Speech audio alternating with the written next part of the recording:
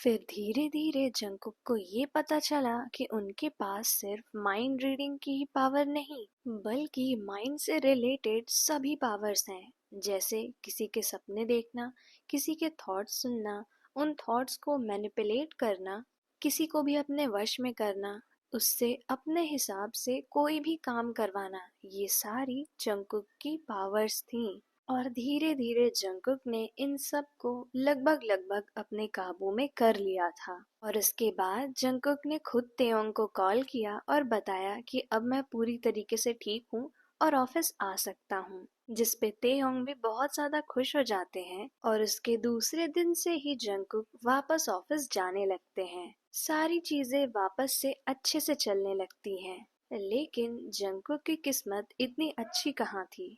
इतने अच्छी चीजें देखकर जंकुक ये भूल गए थे कि उनके विजर्ड्स ने उन्हें बताया था कि उनकी जान को खतरा है। और वहीं दूसरी तरफ वैंग ये सब देख रहा था और सोच रहा था, जंकुक, तुम्हें जितना खुश होना है इतने दिनों में खुश हो चुके हो तुम, अब सिर्फ और सिर्फ तुम्हें दुख ही मिलेगा। और वैंग की एक सबसे बड़ी ताकत ये थी कि वो जिंदा लोगों का दिमाग तो काबू कर ही सकते थे, लेकिन वो मुर्दों को भी कठपुतली में बदल सकते थे। वहीं दूसरी तरफ तेयोंग इतने ज्यादा खुश थे, लेकिन वो जंकुक के साथ थोड़ा टाइम स्पेंड करना चाहते थे। तो उनके दिमाग में एक आइडिया आया जो वैंग ने उनके दिमाग में डाला था, जो ये था कि वो लोग एक ऑफिस ट्रिप पे जाएं। और तेयोंग ने ये पूरे ऑफिस में ऐलान कर दिया, लेकिन जगह अभी नहीं बताई थी। जब सब तैयार हो गए जाने के लिए, तो तेयोंग ने बताया कि वो कहाँ जाने वाले हैं। और वो जगह सुन के सब डर गए, क्योंकि वो था एकदम घने जंगलों के बीच एक काली पहाड़ी। और सबने तेयोंग से पूछने की भी कोशिश की कि हम यहाँ क्यों जा रहे हैं, हम बीच पे जा सकते हैं या कहीं घूमने जा सकते हैं, पर काली पहाड़ी। पर तेयोंग को तो कुछ और सुनाई ही नहीं दे रहा था। उन्हें बस ये पता था कि मुझे काली पहाड़ी पर जंकुक को लेके आना है। और उसके 2 दिन बाद ऑफिस के ट्रिप के लिए एक बस निकली, और उस बस में सभी एम्प्लॉयज और तेयोंग भी थे। और तेयोंग जंकुक के ही बगल बैठे थे। और जब गलती से तेयोंग का हाथ जंकुक के हाथ से टच हो गया, तो जंकुक को उनके थॉट्स सुनाई दिए कि फाइनली अब मैं इसके साथ हूँ, क्या मुझे यही बता देना चाहिए कि मैं इसे पसंद करता हूँ। और ये सुन के तो जंकुक एकदम शॉक्ड हो गए कि तेयोंग उनको सच में पसंद करते हैं और इसीलिए ये सब कर रहे थे। लेकिन फिर भी जंकुक खुद को शांत करते हैं और बोलते हैं कि नहीं नहीं, मैंने गलत सुना होगा, तेयोंग मुझे क्यों पसंद करेंगे।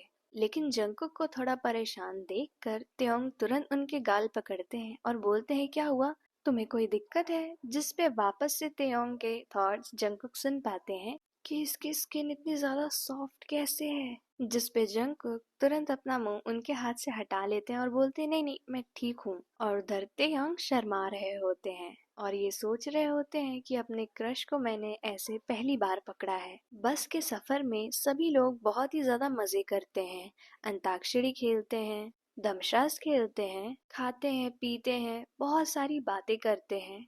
बस सिर्फ एक ही जगह बीच में रुकी थी, जहाँ पे उतर के सभी लोगों ने थोड़ा बहुत खाया पिया था और ठंडी ठंडी हवा का मजा लिया था। जिसपे सभी एम्प्लॉय तेयोंग से कह रहे थे कि पहले तो हमें लगा था कि काली पहाड़ी कोई भूतिया जगह होगी, पर यहाँ जाने में तो बहुत ही ज्यादा मजा आ रहा है।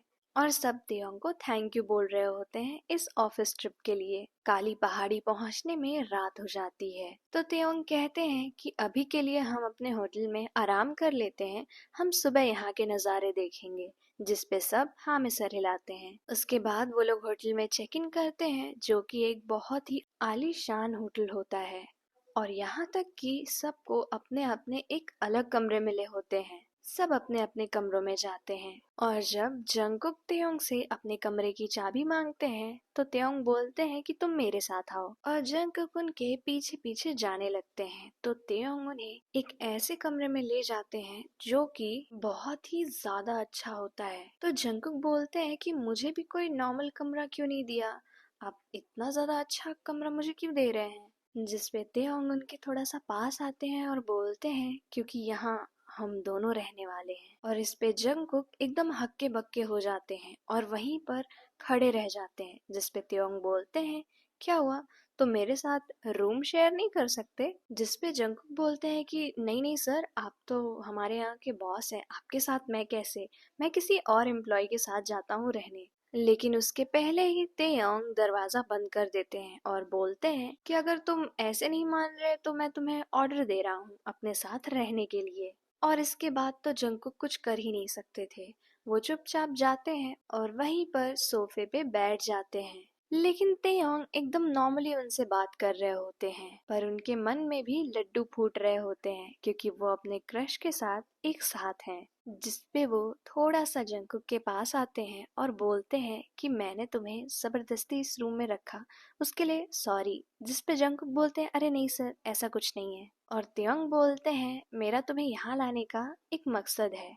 और फिर वो जंगकुक को वहीं बैल्कनी में ले जाते हैं और वहां से जो नजारा दिखता है वो बहुत ही ज्यादा खूबसूरत होता है। पूरे आसमान में तारे होते हैं और साथ में चांद बहुत ही खूबसूरत चमक रहा होता है। और नीचे देखो तो हर तरफ पेड़ पौधे और एक झरना भी होता है, जिसमें से पानी निकलते हुए ऐसा लग रहा था कि वो कोई मैजिक है। तो जंकुक बोलते हैं ये तो बहुत ही ज्यादा खूबसूरत है।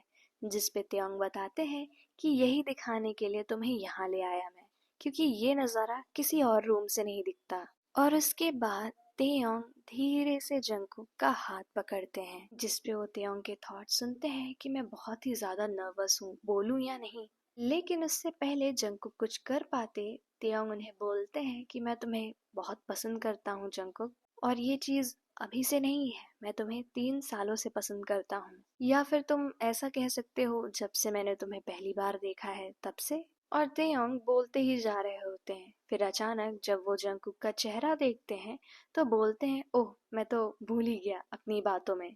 पर मैं तुम्हें फोर्स नहीं कर रहा हूँ, तुम अपना टाइम ले सकते हो, मुझे कभी भी बता सकते हो। और अगर तुम्हारा जवाब ना भी होगा, फिर भी मैं तुम्हें परेशान नहीं करूंगा जंकुक, मैं तुमसे सच्चा प्यार करता हूँ। और ये बोलकर तेयोंग वहां से चले जाते हैं और जंकुक वहीं खड़े होते हैं। उन्हें समझ ही नहीं आ रहा था कि अभी अभी क्या हुआ उनके साथ। और जब वो वापस रूम में आते हैं तो देखते हैं कि तेयोंग बहुत ही ज्यादा क्यूटली सो रहे होते हैं। वो उनके थोड़ा सा पास जाते हैं और हल्के से उनके सर पे हाथ रखते हैं, तो उन्हें उनका सपना दिखाई देता है, जिसमें वो और जंकुक एक साथ खुशी खुशी रह रहे होते हैं।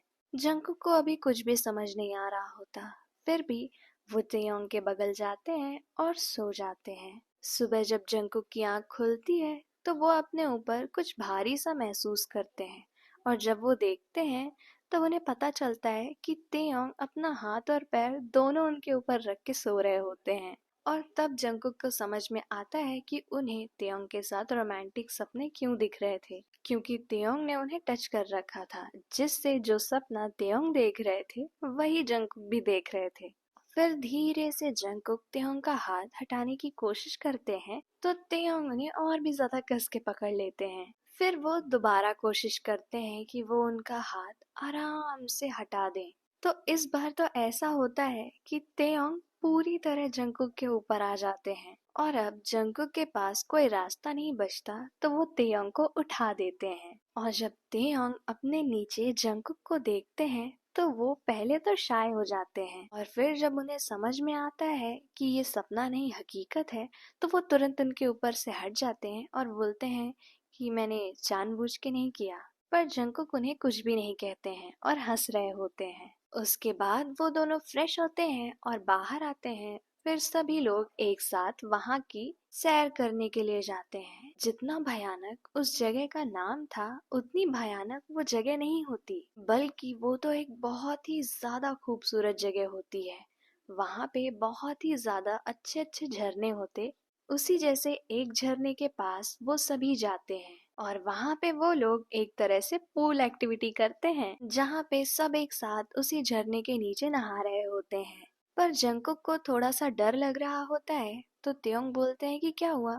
तो जंकुक कुछ बोलते उससे पहले ही तेयोंग उनका हाथ पकड़ते हैं और जल्दी से उस झरने के नीचे चले जाते हैं। और फिर से जंगकुक को त्योंग के नॉटी नॉटी थॉट्स सुनाई देने लगते हैं। पर झरने के नीचे जाकर जंगकुक को खुद भी बहुत ज्यादा अच्छा लगता है। वहाँ पे वो लोग बहुत सारी फोटोज भी खींचते हैं और बहुत ज्यादा मजे करते हैं। और उस झरने के पास ही एक रामेन की शॉप होती है, तो सब जाके वहीं पर रामेन भी खाते हैं। जिस पे जंगकुक बोल रहे होते हैं, इतने ठंडे ठंडे पानी से नहाकर तुरंत गरम गरम रामेन खा के मजा ही आ गया। और ऐसी क्यूट सी हरकत देखकर तेओंग मन ही मन मुस्कुरा रहे होते हैं।